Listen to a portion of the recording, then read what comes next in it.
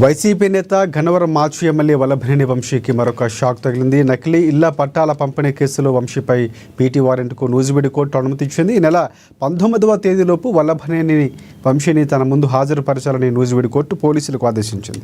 ఇక వల్లభనేని వంశీపై ఇప్పటికే 6 కేసులు నమోదయ్యాయి. కిడ్నాప్ కేసులో తాజాగా బెయిల్ రాగా గన్నవరం టీడీపీ ఆఫీస్పై దాడి కేసులో రేపు తీర్పు వెలువడబోతోంది. ఇక ఈ సమయంలో ఆయన మరొక వివాదంలో చిక్కుకున్నారు.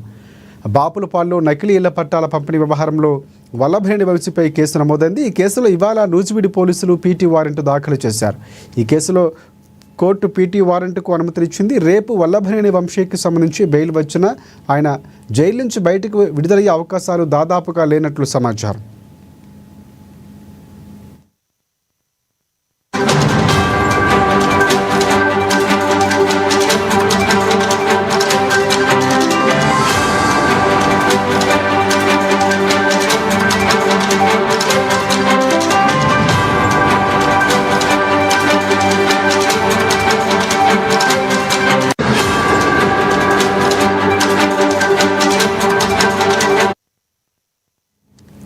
రైట్. వైసీపీ నేత గన్నవరం మాజీ ఎమ్మెల్యే వల్లభనేని వంశీకి సంబంధించి మరొక షాక్ తగిలింది. నకిలీ ఇళ్ల పట్టాల పంపిణీ కేసులో వంశీపై పీటీ వారెంట్కు నూజివీడు కోర్టు అనుమతిచ్చింది. ఇదే అంశానికి సంబంధించి పూర్తి అప్డేట్స్ అందించేందుకు మా ప్రతినిధి రాఘవ మనకి ఫోన్లో సిద్ధంగా ఉన్నారు. సో రాఘవ, చెప్పండి.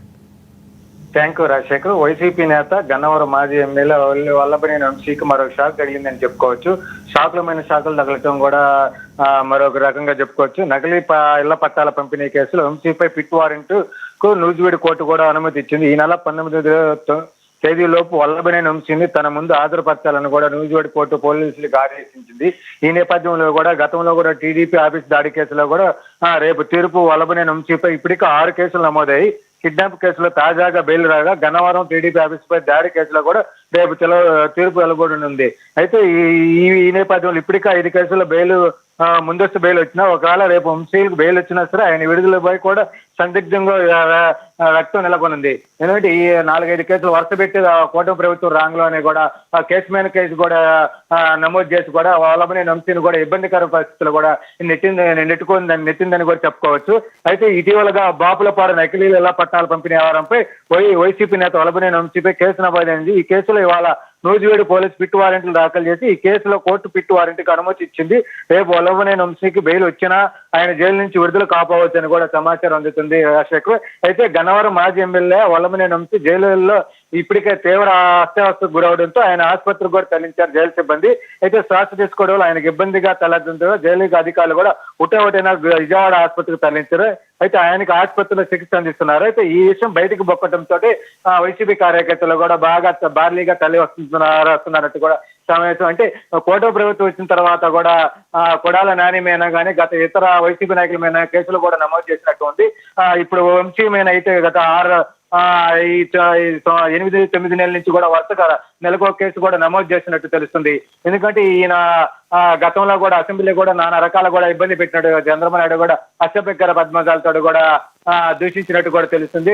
నారా లోకేష్ని కానీ ఏదైనా సరే కొన్ని సందర్భాల్లో కూడా కూటమి ప్రభుత్వం ఆయన నోరు జారినట్టు కూడా తెలుస్తుంది. ఈ సందర్భంలోనే కానీ వల్లభనేని వంశీని కూడా కూటమి ప్రభుత్వం కక్ష కట్టిందని కూడా చెప్పుకోవచ్చు. ఎందుకంటే వర్షమైన వర్షం అంటే ఈ రోజు బెయిల్ వస్తే రేపు ఇంకో కేసు ఉండటం, ఇంకో కేసు కూడా పిట్ వారెంట్ కూడా పోలీసులు కూడా తెలపడం, అది కూడా కోర్టులో కేసు తెలపడం, కోర్టు కూడా 14 రోజులు రిమాండ్ అట్లా పెంచుకుంటే ఇప్పటికే 90 రోజులు కూడా జైలు జీవితం కూడా అనుభవిస్తూ ఉన్నాడు.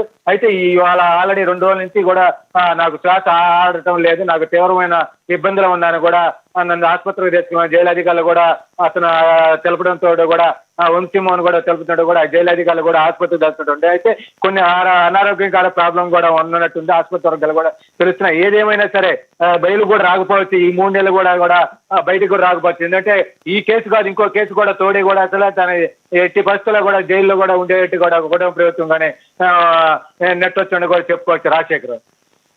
Right. Thanks for updates Raghava.